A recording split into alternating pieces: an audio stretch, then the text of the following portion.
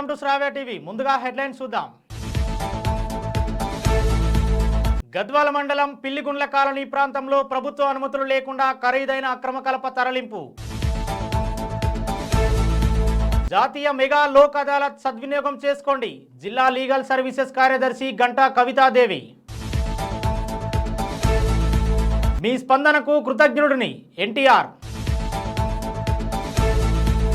ఒడిశా ప్రభుత్వం కీలక నిర్ణయం. సరోగసి తల్లికి 6 నెలల మాతృత్వ సెలవులు ప్రకటన.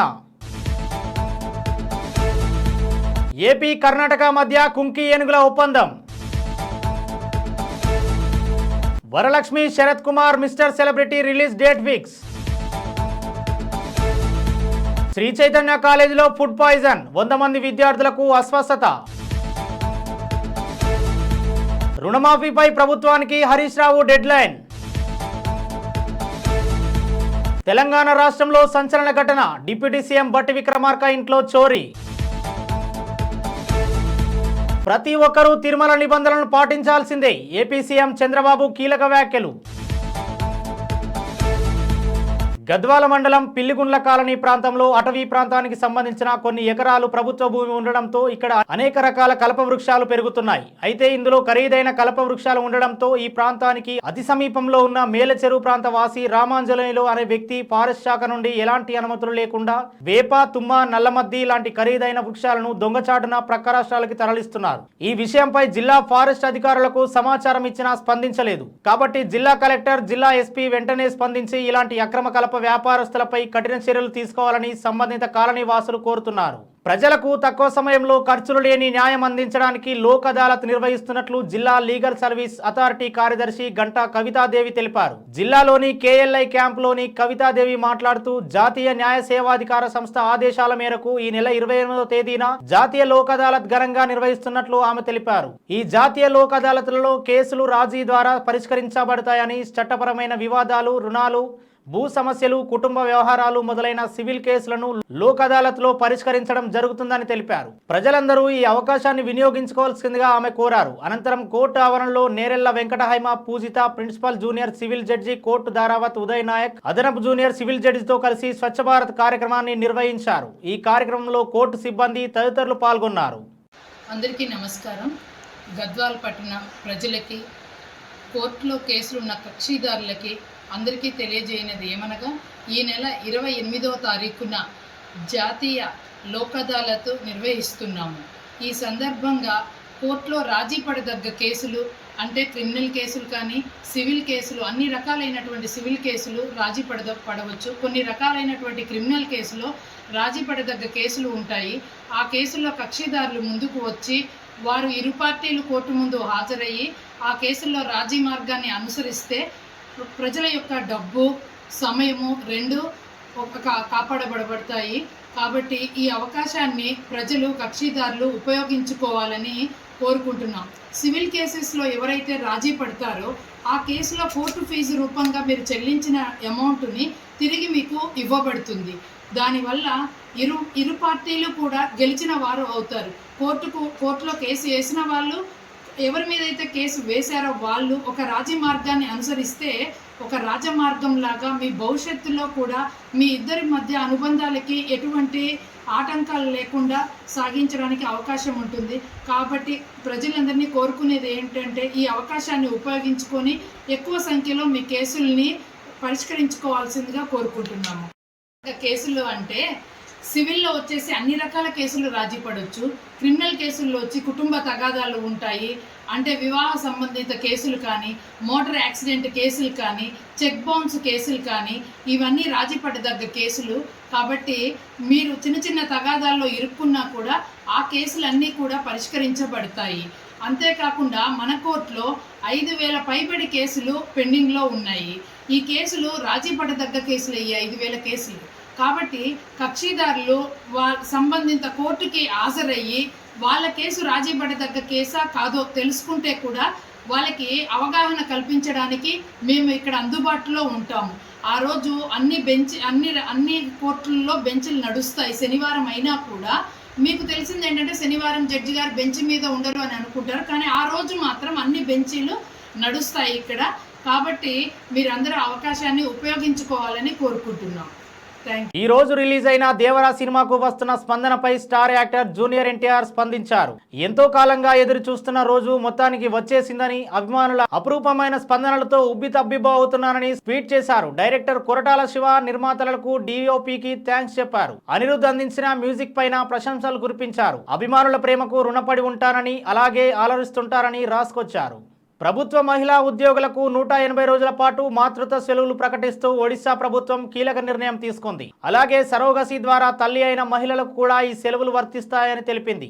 సరోగసి తండ్రులకు 15 రోజుల పాటు పితృత్వ సెలవులు ఉంటాయని పేర్కొంది. తొలి 2 కాన్పులకే ఇది వర్తిస్తుందని స్పష్టం చేసింది. ఇందుకు సంబంధించిన సరైన మెడికల్ సర్టిఫికెట్లను సమర్పించాల్సి ఉంటుందని సూచించింది.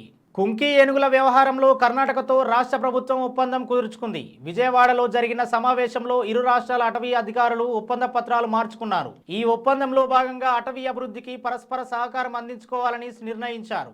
కుంకి ఏనుగులు శిక్షణ పొంది ఉంటాయి. అడవి ఏనుగులను మచ్చిక చేసుకుని వాటికి అనుకూలంగా మలుచుకుంటాయి. జనారణ్యంలో సంచరించే వాటిని తిరిగి అడవిలోకి తీసుకెళ్తాయి. బులెటిన్లో షార్ట్ బ్రేక్ తీసుకుందాం.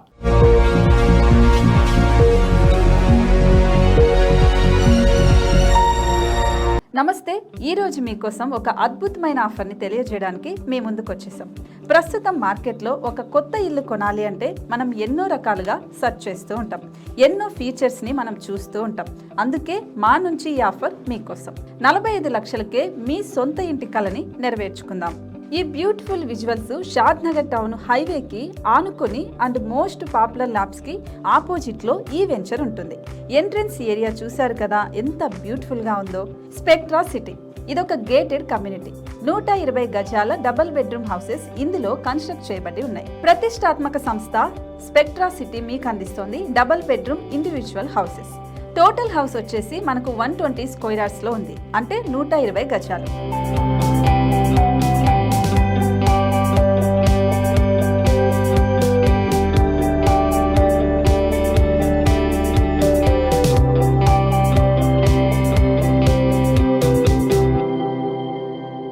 దేనికి ఆలస్యం, మన ఇంటిని చూసేద్దాం రండి.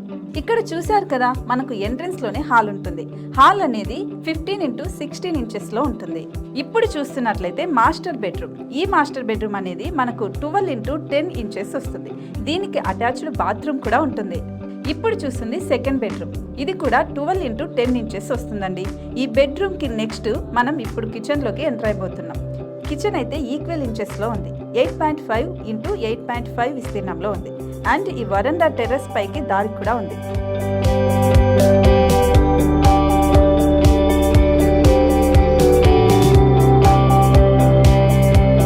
టెర్రస్ పై నుంచి వ్యూ చూశారు కదండి, ఎంత బ్యూటిఫుల్ గా ఉందో. ఇలాంటి ప్రశాంతమైన వాతావరణం అనేది మనకు సిటీ నుంచి 38 కిలోమీటర్ల దూరంలోనే ఉంటుంది. ఇంకా వరండా అండ్ పార్కింగ్ ప్లేస్ అలాగే ఓపెన్ స్పేస్ తో కలుపుకొని మనకు 18 చదరపు గజాలు ఉంటుంది. ఓపెన్ స్పేస్ తో 102 చదరపు గజాల కన్స్ట్రక్షన్ తో ఈ ఇల్లు డిజైన్ చేయబడి ఉంది.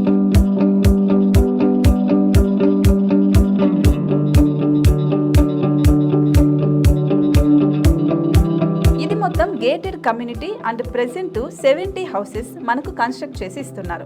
అందులో 45 హౌసెస్ మాత్రం సేల్ అయిపోయాయి. ఇంకా 25 మాత్రమే ఉన్నాయి. అలాగే లిమిటెడ్ ఎడిషన్స్ మాత్రమే ఉన్నాయి. హైవే రోడ్డు నానుకొని తూర్పు పడమర ఫేసింగ్ కి నిర్మాణమై ఉంటాయి. షాద్ నగర్ లో MSN ల్యాబ్ కి ఎదురుగా ఉంది ఈ డబుల్ బెడ్రూమ్ ఇండిపెండెంట్ హౌసెస్. మిమ్మల్ని ఆహ్వానిస్తున్నాయి. మనకి వెంచర్ ఓవరాల్ గా ఎగ్జిట్ నెంబర్ 16 నుంచి 38 కిలోమీటర్లు వస్తుంది. అలాగే కొత్తూరు జంక్షన్ నుంచి 15 కిలోమీటర్స్ మాత్రమే ఉంటుంది. షాద్ నగర్ మున్సిపాలిటీ పరిధిలో నేషనల్ రిమోట్ సెన్సింగ్ కి ముందే ఈ వెంచర్ ఉంటుంది. నగర కాలుష్యానికి దూరంగా స్వచ్ఛమైన ప్రకృతికి దగ్గరగా రూపుదిద్దుకున్న సుందరమైన డబుల్ బెడ్రూమ్ ఇండిపెండెంట్ హౌసెస్ ఇవి. ఇప్పుడు సొంతం చేసుకోవడానికి సంసిద్ధంగా ఉన్నాయి. కేవలం 45 లక్షలకే సరసమైన ధరలతో మిమ్మల్ని ఆహ్వానిస్తున్నాయి. ఇంకెందుకు ఆలస్యం, కింద స్క్రోల్ అవుతున్న నెంబర్ కి డయల్ చేయండి. వెంటనే సైట్ విజిట్ స్లాట్ ని బుక్ చేసుకోండి. మీ సొంతింటి కలని నెరవేర్చుకోండి.